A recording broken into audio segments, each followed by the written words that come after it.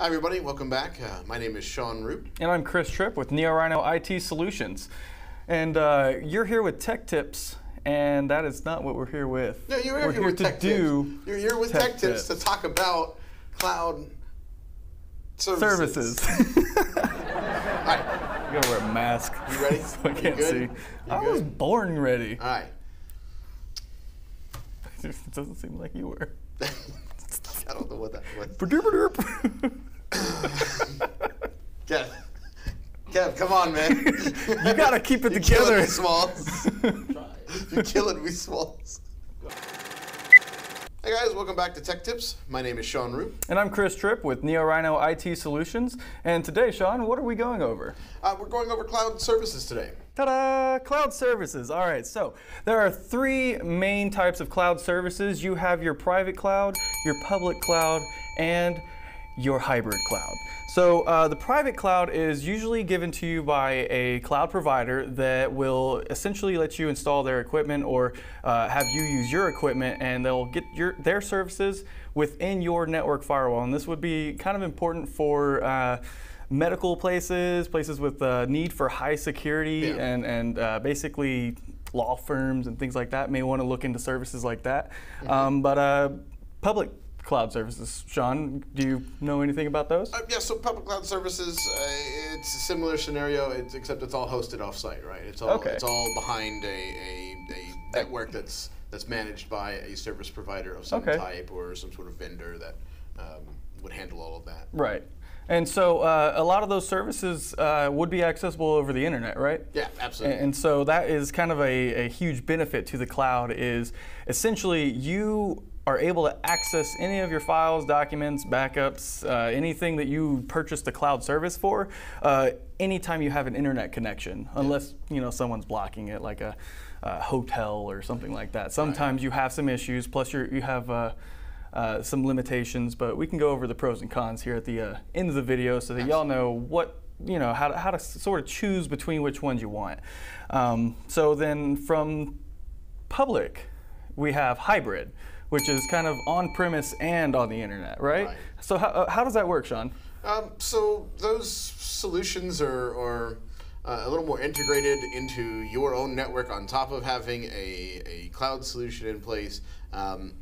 We don't deal with a lot of hybrid cloud solutions, but the ones that are there, you can look into like backup services and things like that will cover those sorts of things. Like a data device would essentially be that same solution or a similar solution to that. Do you have any other? Oh, there's a ton of cloud backup service providers, but there are the top ones that I even know of some that are kind of like not top brand, but mediocre. There's what is it called? Unitrends is one, but essentially the reason to have a cloud backup is to keep all your files backed up remotely. So if you ever had some form of natural disaster happen, it would prevent you from losing your data or loss of production, and pretty much have everything accessible if you needed to access those backups from any location that you can get an internet connection. Right. Yeah. So most of your cloud backup solutions are either going to be public or a hybrid solution. There are some that are private cloud solutions, but you really want that off-site portion for your cloud backups. That way, if there's a disaster, something that happens to your office, you have that cloud to fall back on, essentially. Right. So that's kind of the big benefit of that type of service. Yes, sir. What other kind of cloud services can you think of, Chris, that you'd like to talk so about other than backups, what are you backing up? Your files. Are those files on your on-premise? Are they on the cloud? This is really part of the hybrid solution. Again, you can have them in both places. You can have them on-prem and accessible via the internet. Right. But essentially, you can store all your files on the cloud, and in a business environment, this would kind of prove useful because it's separated, or it's saved throughout dozens of data centers, and they pretty much, you access them over the internet. It's pretty much the biggest thing about cloud. The reason why it blew up is because of accessibility over also losing things through natural disasters. Places will get flooded and or catch fire, tornadoes, any kind of natural disaster can really knock out your system, and then you lose it all because you didn't have anything saved externally from your physical location. Right. And it's less like a backup solution, more of just being able to have your files accessible from anywhere at any point in time, assuming you have access to the internet and the service isn't down. And then depending on the kind of service that the grade of service that you go with. So if you go with like a Microsoft solution, so like SharePoint, OneDrive, things like that, that give you so many more options within that. Being able to have your information replicated across multiple servers within their network, so that if they do have an issue on their end, you can still access your files and things like that. Right. Yeah. That's some of those benefits that those services offer. So like OneDrive, you have the option to either keep all your files on the cloud, or you can actually pull them all down to your computer. Yeah, you can sync them down to your computer. And or you can individually have them populate and download to your computer as you access them, which is kind of a convenient feature. Is you don't have everything, all 700 terabytes of your entire company's files just pulled down onto your computer across everybody's computer. It's pretty much, hey, I needed this file, I'm going to pull this one down, download it, and then it opens it without you having to go through Google Chrome and download the file physically. And then Microsoft kind of luckily has those cloud services that are I guess the software, so you can run Word, Excel, Access, any of those things are definitely accessible now on the cloud as part of their service. Right, so that you can even access your files on any machine that you would sit down at. If you go to a public library or a place that they don't have Office applications installed on, you can then launch the web versions of that from your account. That way you can still access your Office documents, your Excel documents, your Word documents, all those types of things that require that specific application to run. So, Microsoft's got a really nice, we've got a full-fledged suite, and we'll have to go over that someday. Yeah, absolutely, for sure. There's a ton of information to go over there. Yes, sir. Yes, sir. So I guess another thing is replications. I haven't really dealt with that too much personally, but I feel you may know a little bit more. So replication, right? You can. There's lots of different ways to do it, but essentially the basics of it, you have your on-prem server that's replicating all that information up into the cloud. So if something were to happen to your on-prem server, you can then switch over to that cloud replication. Is there a way to automate that? There is, absolutely. Yeah, okay, awesome. Definitely. So you don't really have to worry about going into your server, like going to switch cables or anything like that. No, it's all convenient. It's all out. Yeah, very very convenient, very automatic nowadays. And you can set that as a failover. Essentially, if you were to lose connectivity, you would then reroute all of that traffic. Right. And I would say probably the only backfall I can really think for that would probably be things would run a little slower because you're running everything externally, or it kind of depends on your internet connection. It depends on your internet connection, the power of the replicated server and things like that, and what you're trying to accomplish. That's true. Obviously, there are going to be some things that you're not going to want to run over a cloud service, but for your everyday, for most of your files, for your emails, even those. More basic like the exchange portion of your emails? Yeah, exchange portion of the emails. The server side. Yeah, those would all run relatively fine on cloud service. So again, like Microsoft offers. Right, they have the full-fledged suite. Yeah. Okay. So what about remote workstations? Remote workstations. So essentially, those are workstations hosted on the cloud, and what that means is you can have a dummy station that has minimal requirements, minimal processing power, but as long as if you have an internet connection and you know how to get to it, you can access that remote workstation, which is usually some form of a terminal server, sort of. And basically, you just log in with whatever credentials you were given, and then you're on a remote workstation, usually over a VPN, so you have a secure connection, and you're technically not working at your station.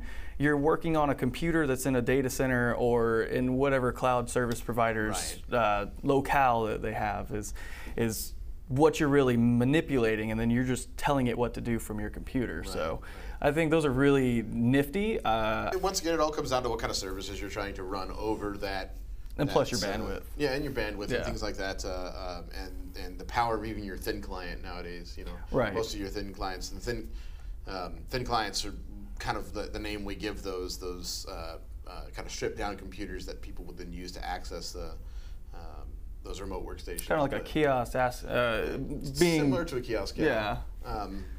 The prices for thin clients have come down a lot. Yeah, and definitely. The performance has gone up, so you can, as long as you're not trying to run anything incredibly heavy.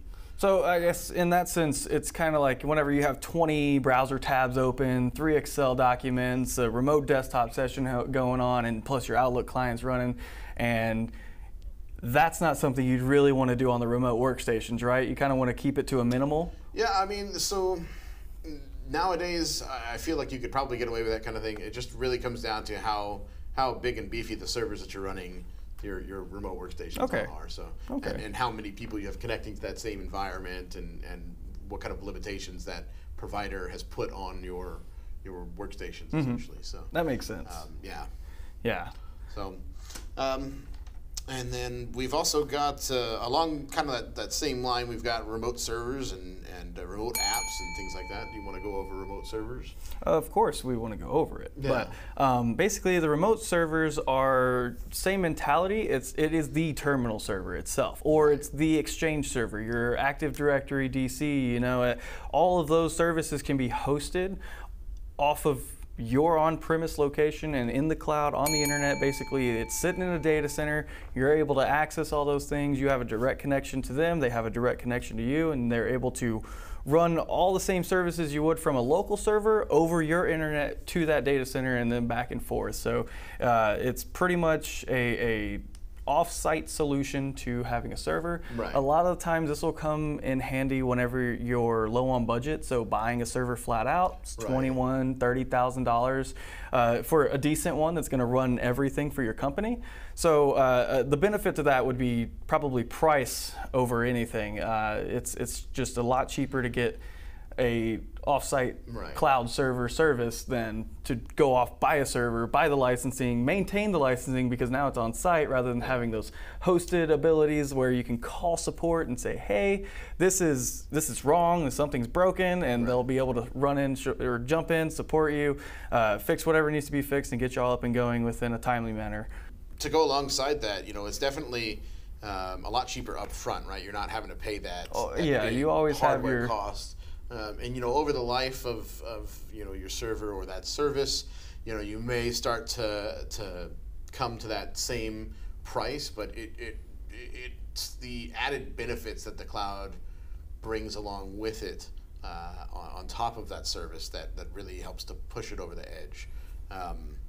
So yeah, kind of like contacting support. And having access to your support, having it be in a secure location. Especially someone's constantly backing it up because that's part of the service you pay for. So it's kind of like an all-in-one solution when you get them. Services, it's going to include some sort of either replication or backup included in it. Yeah. If it doesn't, you should probably look into getting that service added or implemented. I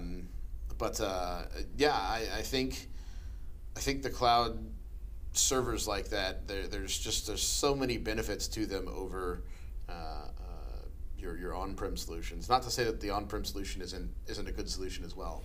I would honestly say if you have the money for it, get the on-prem.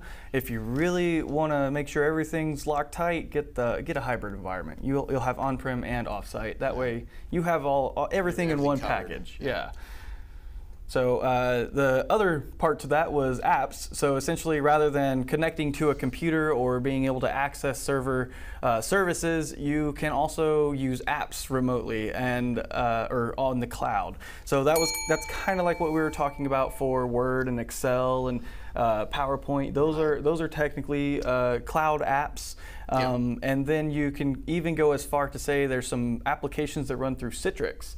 that basically they host the application, and all you're doing is opening just the application, not the server, not anything else other than the application on your machine. And essentially their services are on the cloud, and you're just accessing that via RDP or Citrix or some other form, because I think Windows even has a remote app. You can host your remote apps on servers and then access them from the workstations. Right. And it's just running the app, and it's not running, it's not like you are physically logging into the machine and opening the app. You're just opening the app from the machine. Yeah, absolutely. And it goes even further than just Office applications and things like that. You can have your accounting applications. So like QuickBooks now offers a hosted solution. That's true. And really most applications you can think of nowadays have everyone's moving to some form of cloud. And even if it's just accessible via the browser, it's still a form of, this is a cloud application or a cloud service. Or even having like an implemented a cloud backup solution for so I know Adobe offers that Creative Cloud service nowadays that comes with the iCloud built-in backups to your files and things like that as well. So I'm sure some of our editing team here appreciates the ability to save to the cloud. Yeah. Depends, because I think it does have some limitations on how much space you have until you have to buy more.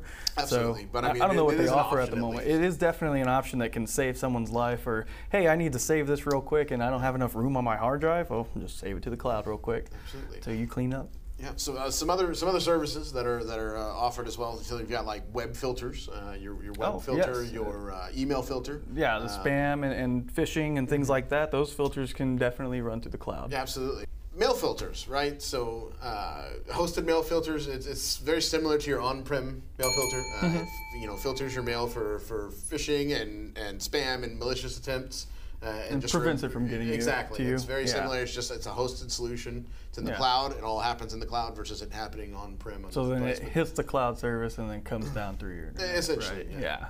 It hits your Outlook or mail client. Whatever mail client you use. Yeah, exactly. And then the side note to that is the web filters that you mentioned. Right. So web filters is pretty much for whenever you're browsing the web, you hit a website, and to do that before the page pops up on your side, there's a lot of fun networking stuff that we aren't going to get into that happens, but basically it hits the web filter, it looks at it, says, oh, this is a malicious page, or your company has blocked this website, and now you're not allowed. That's been, disallowed. Exactly. Or something like that. And there's all kinds of categories out there, but essentially it blocks you from being able to access sites that are known to be dangerous or detrimental to the company's functionality and efficiency. Yeah, absolutely.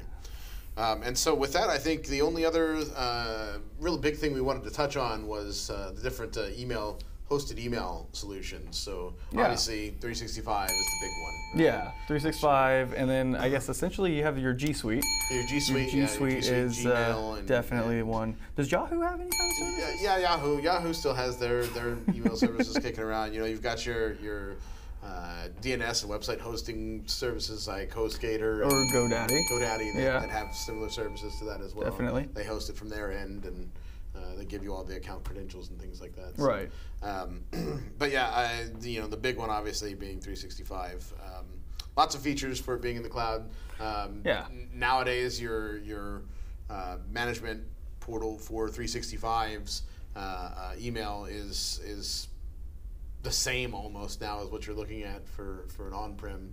It's really almost there's no difference between the two other than one is hosted. So if you go down in the office, right, it's the same thing we've been saying about clouds, right? If you go down in your office, that service is still up and accessible as long as you have access to the internet. Internet access, Right, and now we have mobile hotspots. Right, so absolutely. You can essentially access it as long as if you have a cell signal, which is usually a little bit more than just having a Wi-Fi connection. Yeah, so absolutely. It's definitely useful to be in the cloud because of those reasons. Right. With that, I think we're going to some pros and cons for our I feel like we've hit a lot of pros. We got a lot of pros, pretty much already mentioned. So like access from anywhere, or business continuity. Business continuity is definitely a big one to focus on. Version updates is actually important, and that's mainly because of the security. Like if there's a small security patch that needs to happen, usually whenever you're on a cloud-hosted solution, it is managed by that cloud or that service provider. Right. And in that sense, they're updating everything. They're making sure there's no flaws in the system. Everything is secure, and you're fully up to date on all your software, and that's just part of that service that you're paying for in most cases. Yeah. So absolutely. it's definitely a huge perk as well. Right. Support and management as well. Oh yeah, vendors, yeah, definitely. It's a huge plus. Always being able to call 24/7 support for most of them, to my knowledge. Yeah, absolutely. Yeah. Well, most of them are going to include that service. I can't think of any off the top of my head that don't honestly include it. So yeah, you'd have to be going with a smaller company that was just starting out, but they may be a good product. But absolutely. And security, I think, is another big point. Security is a talking point because it can kind of be a pro and a con, in my opinion. Yeah. So, but it is more of a pro on the cloud version because you still have all those version updates, and everybody's got their networks locked down over there, so secure because they have so many people going to them. Yeah. Like, hey, when you go to the bigger data centers and you walk in and you realize those things are. Hold on. You can't just walk into a data center. This is true. Yeah. You got to get past the gate. You got to get past the gate. Then you got to get past the security guard after the gate at the door. Yeah. We always like to say that they're locked down better than a silo, a missile silo. I mean, there's this whole Area 51 thing that's going on, but we'll find out. They're very secure sites, usually requiring multiple forms of identification to enter and just to get in. A blood sample and this and that and the other thing. It's not really a blood sample, but. Okay, so you may get down to a fingerprint if you get to the fancy that's true, facility. Fingerprints or like retina scans even now. It's some of the newer ones. I would not want a laser point in my eye. But moving from that, we go into some of the cons, right? So your connectivity speeds, right? Yeah, your bandwidth limitations are just desperately needing to have, you have to have a good network connection. Right. It's one of the biggest things, from what I've seen, a lot of the implementation companies, that's one of the first things on their list is you have to have this much bandwidth to use our services efficiently or effectively. At the base minimum, right? We always, what's the saying that we always use in IT, right? You're always as fast as your slowest component. Exactly, right? Yeah. So your bandwidth is definitely going to be a big limiting factor. If you don't have good internet connectivity, you're going to suffer using some cloud services.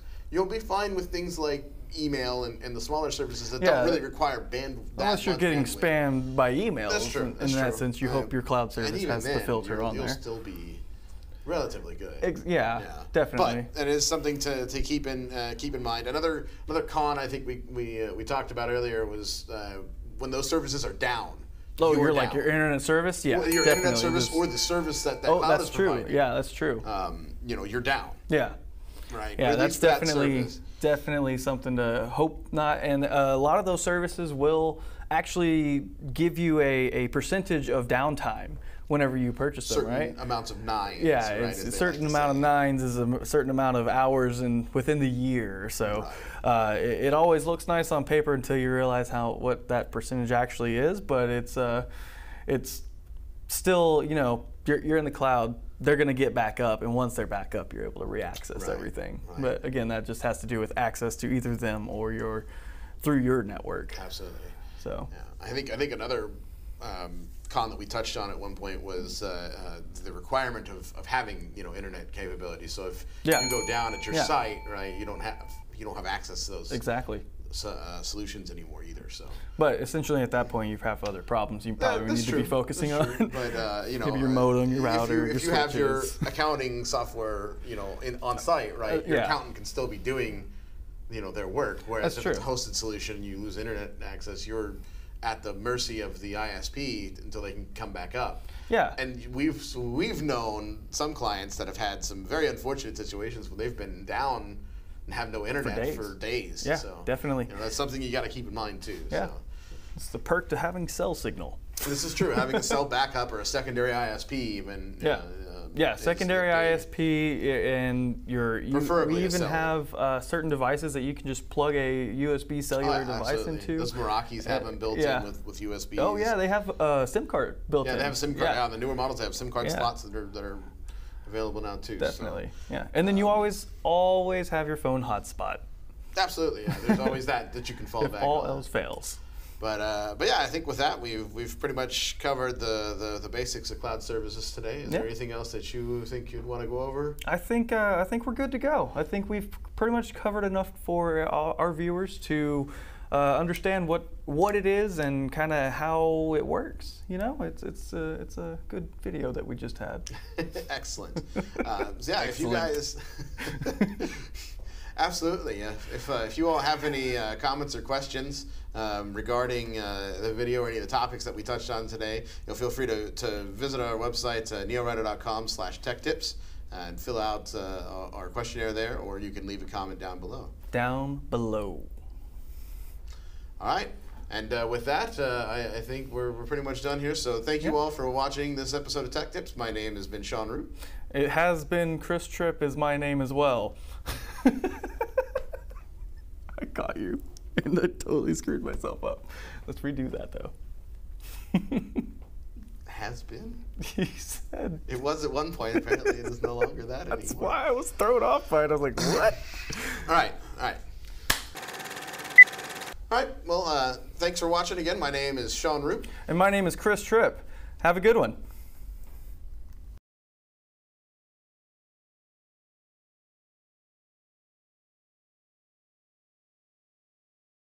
Don't even know what I'm doing anymore. It's okay. What part of this were we doing? We're just ending. Your name. But what was like? Boy. Thanks for watching. My name is. I think you should start from the top with the. No.